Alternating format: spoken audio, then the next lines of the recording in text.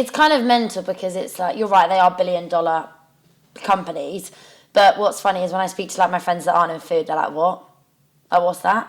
Like, they don't, and they're like, so, and I'm like, oh, it's because I live and breathe it that I know what this stuff is. But it's still niche, even though they are, I mean, I don't know, they're probably not niche in America. I'm pretty sure you'd ask anyone they know. But in the UK, it's you know, it's in its infancy here, this like fibre drink. Definitely, yeah. I mean, even kombucha is really, I mean, you get out of London and the southeast and there's still a whole load of people who don't know what kombucha is. Yeah. I think the challenge for all of the brands in this space is crossing over into the mainstream. So for us, I think we are looking to do that we've done that by thinking really carefully about our flavours and our flavour profile.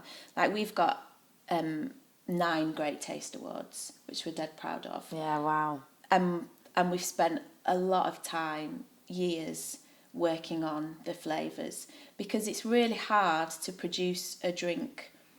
To produce a drink that the kombucha and the sodas, they're both low calorie. It's really bloody hard to produce a low calorie drink that tastes nice when you're not using sweeteners. Like it's super hard, and so NPD takes months and months and months and months. And our kombucha is very mainstream in flavour. Like in a kind of almost, it veers more towards pop than kombucha in terms of the flavour profile, even though I can drink, like, I love vinegar, like I love kombucha when it's really sour, but I know that the majority of people don't like that.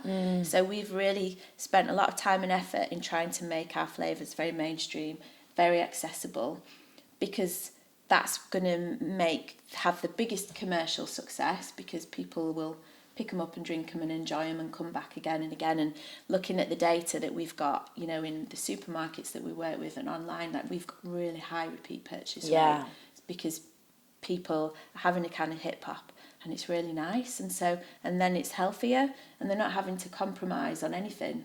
I feel like I'm waffling now. No, it's really interesting. So I think that we've definitely made an effort to be super accessible in our flavours. And I did a talk. I did my first ever big talk at a soft drinks thing. I was like last on the list, so I did it, and then I was like in the graveyard shift. I made a joke about the graveyard shift. I got a laugh. Okay, good. So I was like, right, I'm gonna. You got to just front into it. Yeah, totally. And you got to start somewhere, right? Yeah. So I've made a note in my bucket list of when I can be invited back and be on at like 1:00. Yeah. And I told this story.